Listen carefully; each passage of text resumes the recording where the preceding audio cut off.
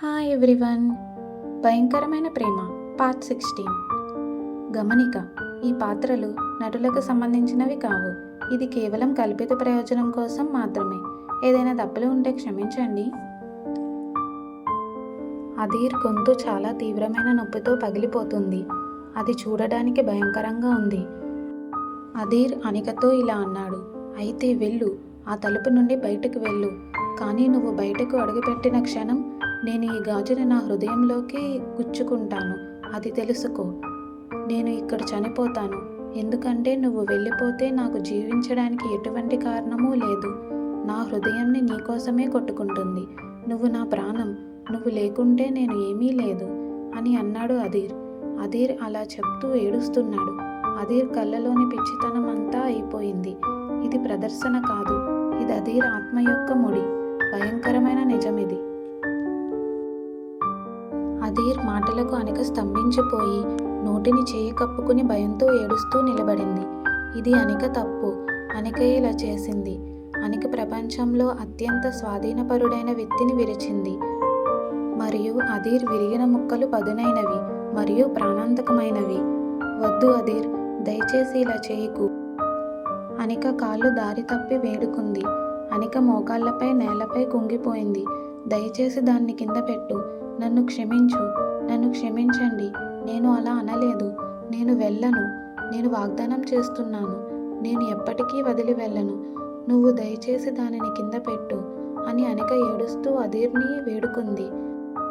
అనిక మాటలు మాత్రమే అధీర్ని చేరుకోగలవు. అధీర్ అనిక వైపు చూశాడు. అధీర్ గాజు ఇప్పటికీ అధీర్ గుండెకు నొక్కింది. నువ్వు వాగ్దానం చేస్తున్నావా? నువ్వు మళ్ళీ ఎప్పటికీ అలా అననని వాగ్దానం చేస్తున్నావా? నన్ను వదిలి వెళ్ళడానికి నువ్వు ఎప్పటికీ ప్రయత్నించవు కదా అని అధీర్ ఆనందంతో అడిగాడు. అప్పుడు అనిక ఇలా చెప్పింది, నేను ప్రమాణం చేస్తున్నాను. నా జీవితం మీద ప్రమాణం చేస్తున్నాను.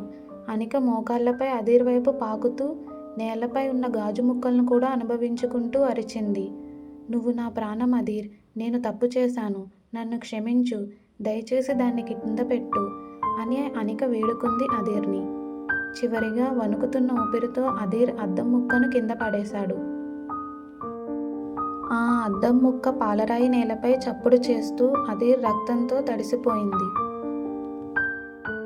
అధీర్ తడబడి ముందుకు వెళ్ళి అనిక ముందు తన మోకాళ్లపై పడి అనికను తీరని కౌగిల్లోకి లాగాడు.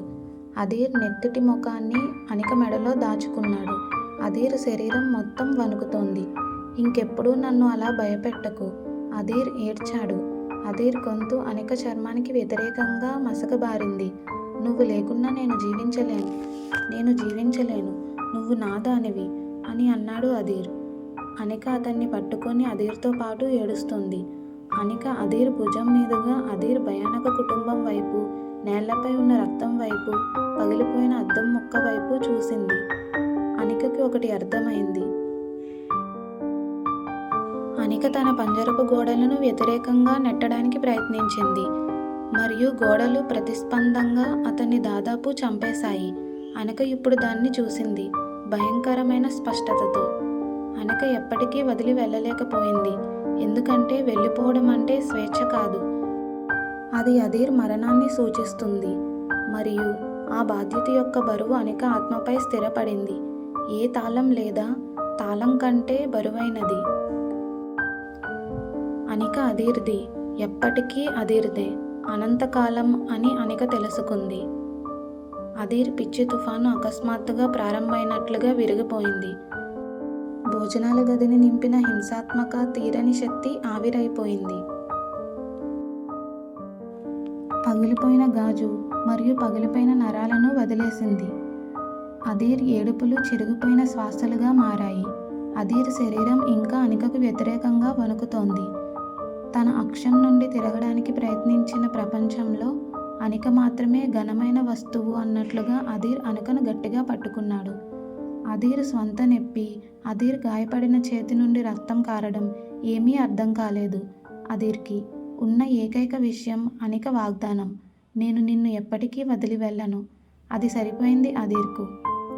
అప్పుడు బాధతో గట్టిగా మూసివేయబడిన అధీర్ కళ్ళు చూశాయి. అవేమో అనిక భుజం దాటి వారి మోకారిల్లిన నేల వైపు చూశాడు. అనిక పాదాలపై దృష్టి పెట్టాడు. ఇందాక అధీర్ దగ్గరకు వెళ్ళాలనే అనిక నిరాశలో అధీర్ తనను తాను గాయపరుచుకోకుండా ఆపడానికి పగిలిన అద్దం ముక్కలతో నిండిన నేలపై పాకింది అనిక. అనిక సున్నితమైన పాదాలు బేరుగా ఉన్నాయి. చిన్న పదునైన గాజు ముక్కలు పొదిగి ఉన్నాయి. అనిక అరికాళ్లలో మరియు మడమలలో వారి చుట్టూ ఉన్న చిన్న రక్తపు జాడలు పాలరాయిను తడిశాయి. అధీర్లో తక్షణమే ఒక మార్పు వచ్చింది. అధీర్ కళ్ళలోని స్వాధీన పిచ్చి కరిగిపోయింది. దాని స్థానంలో వేరే రకమైన తీవ్రత వచ్చింది. విరిగిన దాన్ని సరిచేయాలనే ఉన్మాదమైన ఏకాభిప్రాయం. అనిక గాయపడింది, అనికకి రక్తం కారుతోంది అని అధీర్ భయంతో అన్నాడు. అనిక. అధీర్ గొంతు బొంగురుపోయింది. అధీర్ అనికపై తన పట్టును వదులుకొని వెనక్కి లాగాడు. అధీర్ చూపు అనిక పాదాలపై ఉంది. అధీర్ స్వంత రక్తస్రావమైన చేయిని పూర్తిగా మర్చిపోయాడు. అనిక చర్మంపై రక్తం కారుతున్నట్లు అధీర్ చూశాడు. మరియు అధీర్ ముఖంలో స్వచ్ఛమైన వేదన కనిపించింది. ఇది వేరే నొప్పి. ఇది అధీర్ భరించలోని నొప్పి. నేను ఏం చేశాను? అధీర్ మాట్లాడుకుంటున్నాడు. గదిలో ఎవరితోనూ కాదు, తనలో తానే. నేను నిన్ను ఏమి చేయమని బలవంతం చేశానో చూడు. అధీర్ అకస్మాత్తుగా ఆశ్చర్యపరిచే సౌమ్యతతో కదిలాడు. అధీర్ ఇంకా నేలపై ఉన్న గాజు గురించి పట్టించుకోలేదు. అధీర్ జాగ్రత్తగా, చాలా జాగ్రత్తగా ఒక చేతిని అనిక కింద మోకాళ్లను మరియు మరొక చేతిని అనిక వీపు చుట్టూ పట్టుకున్నాడు. అనిక చాలా పేలునైన గాజుతో తయారు చేయబడినట్లు అనికను పైకి లేపాడు. అనిక పాదాలు దేనికి తగలకుండా ఉండడానికి అనికను తన ఛాతీకి గట్టిగా పట్టుకున్నాడు అధీర్. తన కుటుంబం ఆశ్చర్యపోయింది. నిశ్శబ్ద చూపులను పట్టించుకోకుండా అధీర్ లేచి నిలబడ్డాడు. అధీర్ ప్రపంచం మొత్తం అనిక గాయానికి ఇరుకుగా మారింది. డాక్టర్ని తీసుకురండి ఇప్పుడే. అధీర్ ప్రత్యేకంగా ఎవరికీ గర్జించలేదు. కానీ ఒక సేవకుడు వెంటనే ఆ పిలుపు ఇవ్వడానికి వెళ్ళాడు. అధీర్ అనికను డైనింగ్ రూమ్ నుండి దూరంగా తీసుకెళ్లాడు. వారు ఘర్షణలోని విరిగిన ముక్కల నుండి దూరంగా. అధీర్ అనికను వారి బెడ్రూమ్కి తీసుకుని వెళ్ళాడు. అధీర్ అనికను నేరుగా బాత్రూంకి తీసుకెళ్లాడు. అనికను మెల్లగా కూర్చోపెట్టి అధీర్ అనిక ముందు నేలపై మోకరిల్లాడు. తన మోకాళ్ళు గట్టి టైళ్లపై నొక్కినప్పుడు కూడా వణుకు పుట్టలేదు అధీర్కి. తర్వాత అధీర్ శుభ్రమైన టవల్ కోసం చేతిని అందుకుని దానిపై వెచ్చని నీటిని పోశాడు. ఇది బాధించవచ్చు నా జాన్. అధీర్ స్వరం ఇప్పుడు మృదువుగా మరియు హృదయ విదారకమైన సున్నితత్వంతో నిండి ఉంది. నన్ను క్షమించు, నన్ను క్షమించు అని అధీర్ అనికతో అంటూ తన కాలుని శుభ్రం చేస్తున్నాడు.